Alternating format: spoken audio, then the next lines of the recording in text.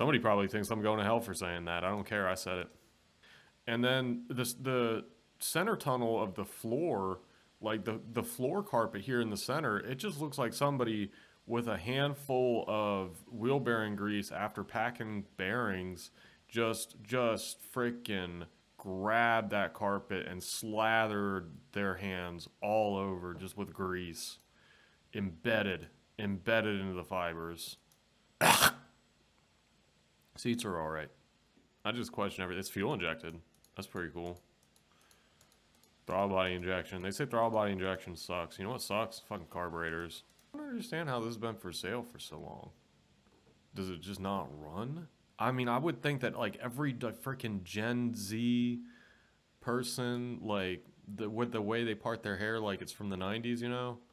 Those kids would fucking cream their pants over this car. Manual transmission? I'm not sure about just the integrity of that body. My issue is I don't know what I'm looking at. I don't know if I'm looking at, you know, mostly Bondo right now. I kind of get the impression I am, or if this is something that has any metallic properties to it. Like, would give me the God's honest truth. I mean, would this thing conduct electricity or not? But I mean, it's like, look, when you're talking about something like this, and I really like these actually, this 80s these cars, but I mean, when you're talking about this and it's like IROC, Z, all this different stuff, and the stickers on the side, and you're like, wait a minute, so what does all that mean? Well, it's a 305 automatic. Like that, dude, that was the shitty drivetrain from the fucking pickup truck, and this is like your balls out sports car with the fucking golden wheels and the stickers on the side, 305 automatic? Like, really, guys? I mean, geez. I mean, really, I don't know. Like, I know I can't be the only person who thinks that, but shouldn't this have a 350? Like, if you're gonna go through all the trouble of like declaring this like the anointed Camaro, shouldn't it at least have a 350? I don't know. I think so. 90,000 miles on the odometer. It's a cool car. It's a great car. I mean, I would have difficulty accumulating $14,000 worth of excitement over a 305 automatic vehicle. So now here's my next question: is the engine in it?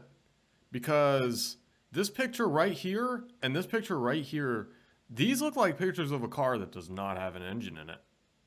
So that's gonna be my next question. Runs good, but he says it runs good.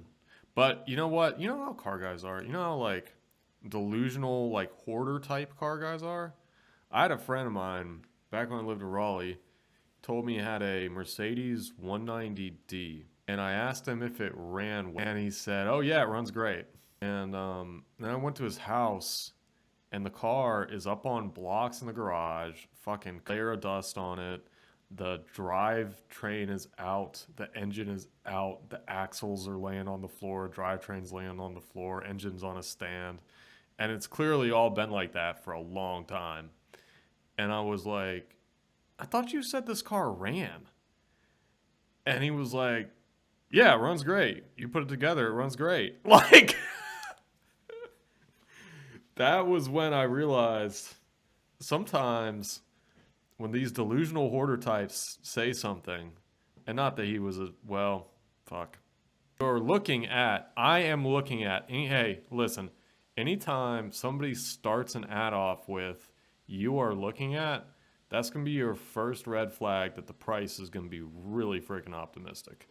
You are looking at a low mileage with only 89,000 miles. In parentheses, classic. Red flag number 2. If you ever are reading an ad for a car and in the first sentence, somewhere in that sentence is just the word classic in parentheses. However, I'm going to back off a little bit. I was just kidding before. AC compressor has a leak. Those 4 words right there are the absolute pinnacle of honesty on Craigslist. That's one of the easiest things to fake. It's one of the easiest things to bullshit. You know, hey, I'm coming to check this truck out. Oh, I'm gonna put a can of Freon in there, make it look like the AC works.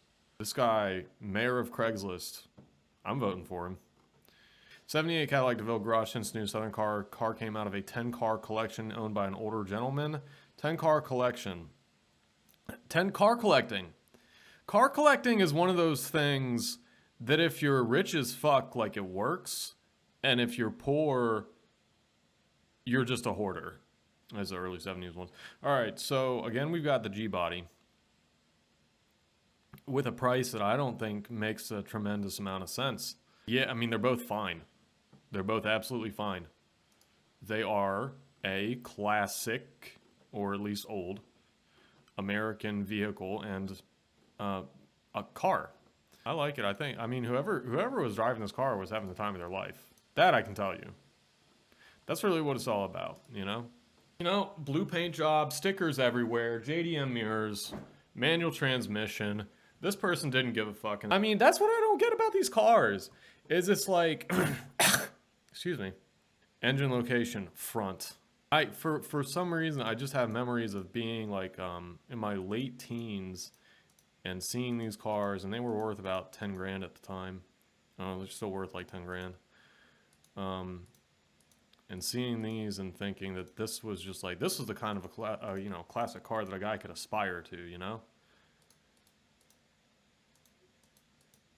Where was I going with that? Oh, but yeah, the truth is they're not worth that much money.